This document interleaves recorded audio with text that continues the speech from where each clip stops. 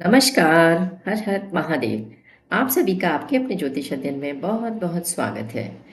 आज हम बात करेंगे 30 दिसंबर यानी सोमवार को अमावस्या है, जिसे पौष अमावस्या कहा जाता है।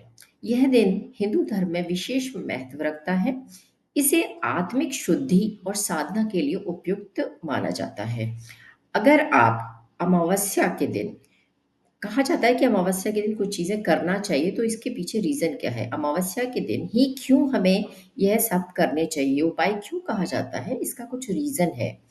वो सारी चीज़ें आज का हमारा विषय यही है। आपको उपाय इसमें करने के लिए जो मैं बताऊँ आप उसे करिए। उससे आपको बहुत हद तक हेल्प होती है, मेंटल स्ट्रेस कम होता है। तो और उससे भी पहले एक छोटी-सी रिक्वेस्ट है कि प्लीज़ लाइक एंड सब्सक्राइब ज़रूर कीजिए। अगर थोड़ा-सा भी आपको अच्छा लगता है, तो प्लीज़ सब्सक्राइब ज़रूर कीजिए, लाइक कीजिए और आपको कोई भी प्रॉब्लम है तो आप मुझे कमेंट कर सकते हैं, हेल्प ले सकते हैं। तो अपने विषय पे आते हैं। अमावस्या के दिन ही क्यों? जो कि हमारा विषय है कि क्योंकि राहु जो है, चंद्रमा के बीच का जो रिलेशन है, वो ज्योतिष शास्त्र में बहुत ही महत्वपूर्ण माना जाता है। जब राहु चंद्रमा को प्रभावित करता है, तो हमारी जो मेंटल एबिलिटी है, मानसिक जो हमारी क्षमताएँ होती हैं या हमारी जो इमोशनल भावात्मक जो चीज़ें होती हैं, वो बहुत ज़्यादा उससे इन्फ्लुएंस होती हैं। यानी प्रभावित होती हैं और कुछ लोग तो ये है कि अपनी आध्यात्मिक स्तर पर भी व्यक्ति पर गहरा प्रभाव डालती हैं। तो यह स्थिति जब होती है, जब चंद्र ग्रह या राहु चंद्र योग के रूप में भी जानी जाती हैं। अगर कोई भी स्थिति ऐसी होती है, तो हम इनको इस नाम से राहु चंद्र योग के नाम से जान सकते हैं और चंद्र ग्रहण के नाम से भी जाना जाता है। राहु चंद्रमा को कैसे पीड़ित करता है? जैसे कि मानसिक अस्थिरता के लिए है कि व्यक्ति के मन को अशांत कर देता है। यह चिंता देता है, अवसाद देता है। कभी-कभी व्यक्ति को बेवजह का ही बहुत ही डर महसूस होता है। काफ़ी सारी उसकी जो फीलिंग होती हैं, ऐसा लगता है उसको हमेशा डर लगता है और ये भावनाएँ उसकी बढ़ती जाती हैं। कभी-कभी भ्रम देता है, नेगेटिव सोच दे देता है, नींद की समस्याएँ देता है। राहु जो है, राहु के प्रभाव से चंद्रमा क्या है, कमज़ोर हो जाता है और व्यक्ति को बुरे सपने भी आते हैं। और आध्यात्मिक अवरोध क्या देता है कि चंद्रमा का सीधा संबंध हमारे मन से होता है। तो राहु के प्रभाव से व्यक्ति आध्यात्मिक प्रगति जो होती है उसमें बाधा महसूस करता है। यह ध्यान और साधना में रुकावट उत्पन्न कर सकता है। जैसे कि एग्जाम्पल में आप ये देख सकते हैं कि आप कभी-कभी पूजा में बैठते हैं तो आपका मन नहीं लगता। आप पूजा कर रहे होते हैं, लेकिन मेंटली आप वहाँ पर नहीं होते, उस पूजा में इन्वॉल्व नहीं हो पाते। क्योंकि आपका मन कहीं न कहीं इधर-उधर भागता है। तो ये सारी चीज़ें क्या होती हैं, आपका जो मन है, आपके मन में बहुत सारी थॉट्स चल रहे होते हैं, तो उसमें कंट्रोल नहीं हो पाता आपका। आप उसे कंट्रोल नहीं कर पाते, ये स्थितियाँ तब भी उत्पन्न हो जाती हैं।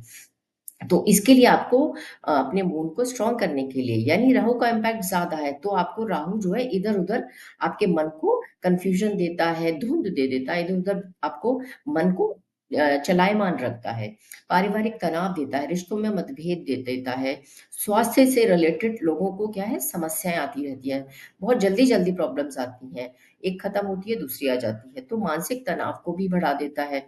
इस स्थिति से बचने के लिए हमें अमावस्या पर ही कुछ उपाय ज़रूर कर लेने चाहिए, इसीलिए हम इसे विशेष मानते हैं। जैसे चंद्रमा जो है उसको मजबूत कर सकते हैं, सफ़ेद चीज़ों का दान कर सकते हैं, नारियल जो होता है नारियल वो अंदर से सफ़ेद होता है, तो ये भी मून को रिप्रेज़ेंट करता है। तो आप क्या करें और सरसों ऑयल, आप जो मस्टर्ड ऑयल होता है उसका दान कर सकते हैं इस दिन। राहु के लिए ये बहुत अच्छा रेमेडी कहलाता है। आप इससे क्या करेंगे आपका जो ध्यान है आप उसमें आपका मन लगेगा।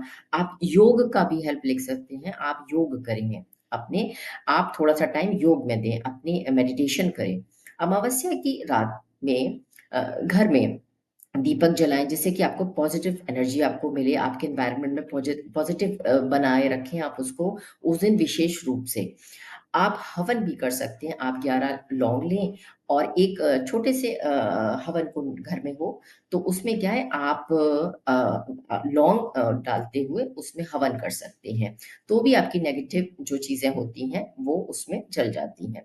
किसी मंत्र के साथ आप ये कर सकते हैं। आप अपनी प्रॉब्लम को बहुत कम कर सकते हैं, अगर आप नियमित पूजा करते हैं, मंत्र जाप कर रहे हैं, तो आपकी जो सोच है वो सकारात्मक बन जाती है। आप उसको डेली आप प्रयास करें, आप अपने विचारों में देखेंगे कि बहुत सारा चेंज आपको महसूस होगा। अभ्यास करते-करते आपके लिए ये बहुत ज़रूरी हो जाएगा, जब आप किसी मंत्र को डेली पढ़ेंगे तो आपके अंदर वो आ जाता है। तो आप ये ज़रूर करें। गरीबों को दान दे सकते हैं उस दिन, आप वस्त्र दे सकते हैं दान में, भोजन करा सकते हैं किसी को और तिल, गुड़ या कंबल का दान भी कर सकते हैं। इस दिन ज़रूर करें क्योंकि ये विंटर होती है, किसी ज़रूरतमंद गरीब को आप वूलन का, कपड़ों का ये दान कर सकते हैं। तो 30 दिसंबर जो अमावस्या है, यहाँ पर व्रत जो आप व्रत भी कर सकते हैं, सोमवार का दिन है, भोलेनाथ पे जल चढ़ा सकते हैं। मानसिक शांति व आत्मिक बल आपको ये प्रदान करता है अगर आप उस दिन फास्ट रखते हैं। आपको बहुत रिलैक्स आप कुछ भी चीज़ है, थोड़ा-सा आप अपने मन को स्ट्रॉन्ग कर सकते हैं। नकारात्मक कार्यों से बचना चाहिए उस दिन, नेगेटिव चीज़ें ना करें, अपशब्दों का प्रयोग ना करें, किसी को गलत ना बोलें और व्यूज़ ना करें, ये सारी चीज़ें। और आप अगर अल्कोहल यूज़ करते हैं कुछ लोग, तो वो उस दिन अवॉइड करें, नहीं करना चाहिए। क्योंकि राहु जो है, राहु अल्कोहल को रिप्रेज़ेंट करता है। राहु का ये कहा जाता है, तो अगर जिस पे राहु का इम्पैक्ट होता है, ज़्यादातर लोगों को देखा गया और दशा होती है, तो क्या है, आप वैसे आप अल्कोहल नहीं यूज़ कर रहे होते हैं, लेकिन सडनली अचानक से आप में ये एक आदत आ जाती है, किसी के साथ के द्वारा या कैसे भी।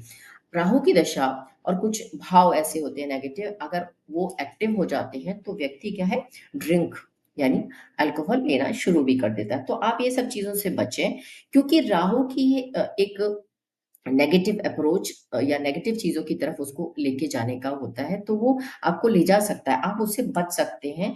अगर आप ये सारी चीज़ें करते हैं, किसी भी मंत्र को करते हैं, तो आप एट लीस्ट गलत संगत से आप बच सकते हैं, आपको ये ज़रूर करना चाहिए। अमावस्या पर रात्रि में पितृ पूजा ना करें, अगर जो लोग भी पितृ की पूजा करना चाहते हैं, वो सुबह की जाती है, रात को ना करें।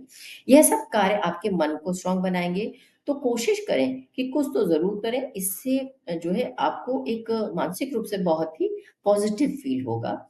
आई होप आपको ये जो मेरा टॉपिक है अच्छा लगा हो।